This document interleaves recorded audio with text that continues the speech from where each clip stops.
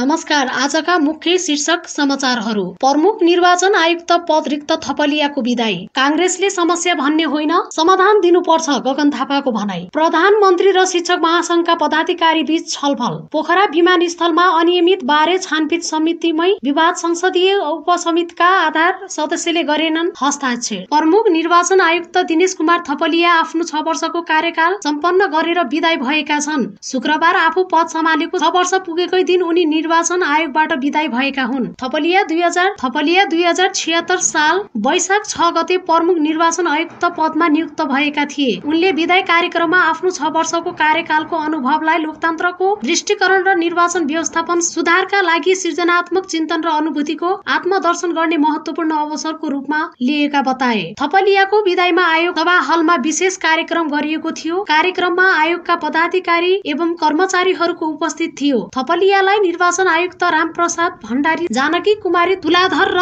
सगुन शमशेर जबराले पुष्पगुञ्ज र मायाको चिनो उपहार प्रदान गरेका थिए। सो अवसरमा प्रमुख निर्वाचन आयुक्त थपलियालाई आयोगका सम्पूर्ण कर्मचारीहरूको तर्फबाट आयोगका सचिव भरतमणि सुवेदी र महाशाखा प्रमुखहरूले पुष्पगुच्छ सहित विदाई गरेका थिए। विदाई समारोहमा बोल्दै थपलियाले निर्वाचन आयोगको 6 वर्षको अनुभवलाई लोकतन्त्रको दृष्टिकरण र निर्वाचन व्यवस्थापन सुधारका लागि सृजनात्मक चिन्तन र अनुभूतिको आत्मदर्शन गर्ने महत्वपूर्ण अवसरको रूपमा लिएको बताए। यस अवधिमा प्रतिनिधि सभा, प्रदेश सभा र स्थानीय तहका आवधिक निर्वाचनहरू, राष्ट्रपति र उपराष्ट्रपतिको निर्वाचन, राष्ट्रिय सदस्य तथा सदस्य निर्वाचन र विभिन्न अनिर्वाचनहरू स्वच्छ र स्वतन्त्र रूपमा सम्पन्न भई जनमत स्वस्फूर्त अभिव्यक्ति मार्फत लोकतन्त्रको संस्थागत दृष्टिकरणमा योगदान पुगेको उनको भनाइ थियो। साथै उनले स्वतन्त्रताको उद्घोषसँगै सुरु भएको र समयले परिपक्व बनाउँदै लगेको नेपालको निर्वाचन जनताको अभिमतले लेखिएको लोकतन्त्रको महागाथा भएको बताए। निर्वाचन आयोगमै झण्डै 6 दशकमा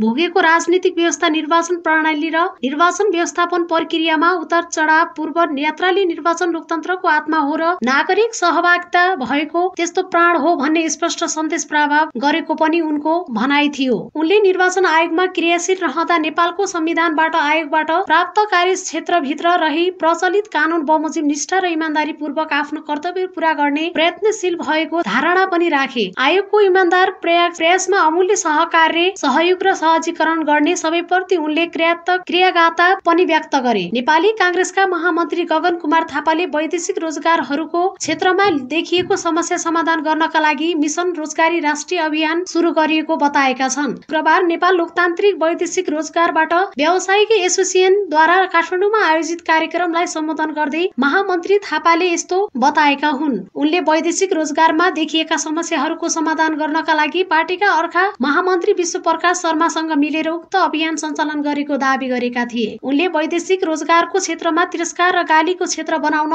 नहुने बताए। उनले वैदेशिक रोजगारमा कस्ता मान्छेहरू गइरहेका छन् भन्ने बारे विश्लेषण गर्ने एसोसिएसनसँग सहकार्य गर्ने चाहेको पनि उल्लेख गरेका हुन्। महामन्त्री थापाले नेपाली कांग्रेस पार्टीको अब समस्या देखाएर मात्र नहुने भन्दै समाधान दिन सक्नुपर्ने बताए। नेपाली कांग्रेस पार्टीले नेपालमा रहेको रोजगारीको समस्याको समाधान दिनु सक्नुपर्ने भन्दै निजी क्षेत्रसँग सहकार्य गर्ने तयार हुनुपर्ने बताएका छन्। मुलुकमा विद्यमान समस्यामा सम्बन्धमा पार्टीले रुवाबासी गर्ने नभई समाधान दिने गरी पार्टीको कार्यशैली र दृष्टिकोण परिवर्तन गर्नुपर्ने बताएका छन्। उनले भने कांग्रेस पार्टीले अब समस्या मात्र देखाएर हुँदैन, कांग्रेस पार्टीले अब समाधान पनि दिनुपर्छ। हामी समाधान दिने पार्टी हो, हाम्रो ड्युटी हो यो। नेपाली कांग्रेस पार्टीले नेपालमा रोजगारीको समस्या छ, समस्या दिने हो। वैदेशिक रोजगारीहरूको क्षेत्रमा थप राम्रो बनाउने हो। अब पार्टीको काम गर्ने तरिका पनि बदल दिनुपर्छ भनेका छन्। प्रधानमन्त्री केपी शर्मा ओली र नेपाल शिक्षक महासंघका पदाधिकारी बीच वार्ता भएको छ। जारी शिक्षक आन्दोलन र समस्या समाधानमा विकल्पका विषयमा प्रधानमन्त्री ओली र महासंघ नेतृत्व बीच शुक्रबार साँझ छलफल भएको हो। विद्यालय शिक्षा विधि 2081 छिटो पारित हुनुपर्ने लगायत माग राखेर महासंघको आह्वानमा चैत 20 गतेदेखि शिक्षकहरूले काठमाडौँ केन्द्रित आन्दोलन जारी राखेका छन्। प्रधानमन्त्री ओलीले आन्दोलनमा उठाइएका जायज मागका सम्बन्धमा गृह कार्य गरी वार्ता र संवादबाट समस्याको समाधान गर्ने गत चैत्र 25 गते उप प्रधानमन्त्री एवं अर्थमन्त्री विष्णु प्रसाद पौडेल, गृहमन्त्री रमेश लेखक, शिक्षा विज्ञान तथा प्राविधिक मन्त्री विद्या भट्टराई सहितलाई निर्देशन दिएका थिए। मन्त्री परिषदको यही वैशाख 2 गतेको बैठकले संघीय संसदमा विचाराधीन रहेको विद्यालय शिक्षा विधि यथाशक्य पारित गर्ने समेतमा प्रयोजकका लागि संघीय संसदको अधिवेशन आह्वान गरी सरकारको तर्फबाट सो विधि पारित गर्ने आवश्यक समन्वय र सहजीकरण गर्ने गर्ने र यसका लागि वैशाख 12 गते शुक्रबार दिउँसो 1 बजे संघीय संसद बैठकको आह्वान गर्ने निर्णय समेत गरेका थिए। मन्त्री परिषदको सोही बैठकले महासंघले उठाएका मागहरूको यथोचित सम्बोधन गर्ने सम्बन्धमा संसद निरन्तर रहेको र अझै संवाद गर्ने सरकार संवेदनशील र गम्भीर रहेकाले विद्यालय भर्ना अभियान, एसईको उत्तर पुस्तिका परीक्षण र कक्षा 12 को परीक्षालाई ध्यान दिई आन्दोलन फिर्ता गरी विद्यालय फर्कन शिक्षकहरूलाई आग्रह गरेको थियो। प्रधानमन्त्री निवास बालुवाटारमा भएको छलफलमा महासंघका अध्यक्ष लक्ष्मी किशोर सुवेदी, सह अध्यक्ष नानुमाया पराजुली, महासचिव तुला बहादुर थापा र उपमहासचिव मदन राज जोशी सहभागी छन्।